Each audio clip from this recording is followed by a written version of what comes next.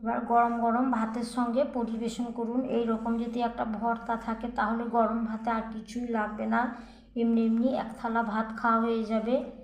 অবশ্যই একবার এখন কচুর সিজন, এই ভর্তাটি ট্রাই করবেন। আর যদি ভালো লেগে থাকে আমার পাশে থাকবেন। সবাই ভালো থাকুন, সুস্থ থাকুন। আজকের মতো আসি, আল্লাহ হাফেজ। আসসালামু আলাইকুম, রূপার রান্নাঘরে সবাইকে জানাই স্বাগত। আপনারা সবাই কেমন আছেন? আলহামদুলিল্লাহ আমি খুব ভালো আছি। চলে এলাম কচুর রেসিপি নিয়ে, ভর্তা একটা। এখানে আমি পরিমাণ মতো বড় বড় কচু, বড় সাইজের কচু নিয়েছি। আপনাদের যদি বড় সাইজ না হয়, ছোট হলেও কোনো সমস্যা নেই। প্রথমে কচু ছিলে নেব। কচু খুবই সহজে ছেলা হয়ে যায়, এভাবে নিলে হালকা খোসা পাতলা। প্রথমে কচু ছিলে নিচ্ছি।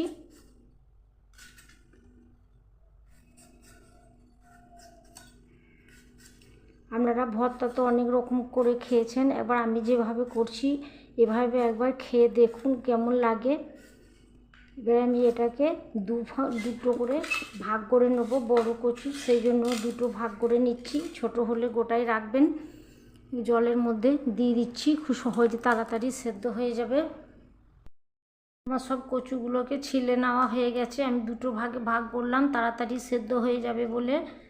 আপনারা যদি ইচ্ছে করেন গোটাও রাখতে পারেন। এবার আমি খুব সুন্দর করে ধুয়ে লালা বের করে 3বার 4বার জল পাল্টে পাল্টে ধুয়ে নেব। হাঁড়ির মধ্যে জল দিয়েছি, জল ফুটছে। এবার ফুটন্ত জলের মধ্যে আমি কচু দিয়ে দিচ্ছি। এবার এখানে আমি ঢাকনা দিয়ে কচু হাঁড়িতেই সেদ্ধ করে নেব। আপনারা ইচ্ছে করলে প্রেসার কুকারে করতে পারেন, কিন্তু আমি প্রেসার কুকারে করছি না। এবং নতুন কচু খুব তাড়াতাড়ি সেদ্ধ হয়ে যায়, বেশি গলে গেলে কচু ভর্তাটা খেতে ভালো লাগবে না, সেই জন্য আমি হাঁড়িতেই করছি। আপনারাও হাঁড়িতে করে নেওয়ার চেষ্টা করবেন। এবার আমার কচু সেদ্ধ হয়ে গেছে, কচু ফাটা ফাটা হয়ে গেছে, তখন বুঝে নিতে হবে কচু হয়ে গেছে। এবার আমি জল ঝরিয়ে নেব। এবার বাটির মধ্যে তুলে নিয়েছি। এখানে আমি একটা চামচ নিয়েছি, গরম অবস্থায় চামচে করে আমি এভাবে ভেঙে নেব। আপনারা হাতে করেও করে নিতে পারেন, গরমে হাত পুড়ে যেতে পারে। আমি চামচে করেই করছি। গরম অবস্থায় করবেন, তাহলে ছানাটা খুব ভালো হবে, মোলাম হবে। এবার আমি ঠান্ডা করে নেব। এবার আমি শিলের মধ্যে দিয়ে দিচ্ছি লবণ।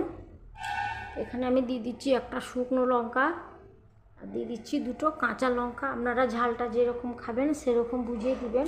প্রথমে নুন আর লঙ্কা আমি একটা পিষে নিয়ে একটা পেস্ট তৈরি করে নেব। এভাবে খুব বেশি মিহি করব না। এবার আমি প্লেটের মধ্যে তুলে নিচ্ছি।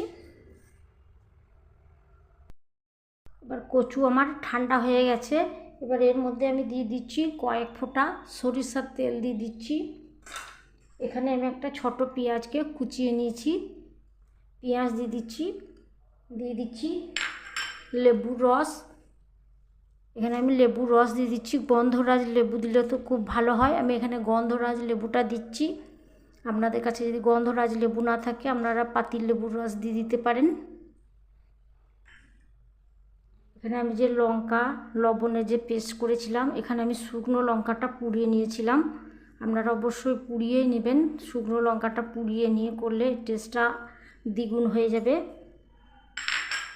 এবার আমি সমস্ত কিছু খুব ভালো করে মেখে নেব। আমার খুব সুন্দর করে এবার মাখা হয়ে গেছে।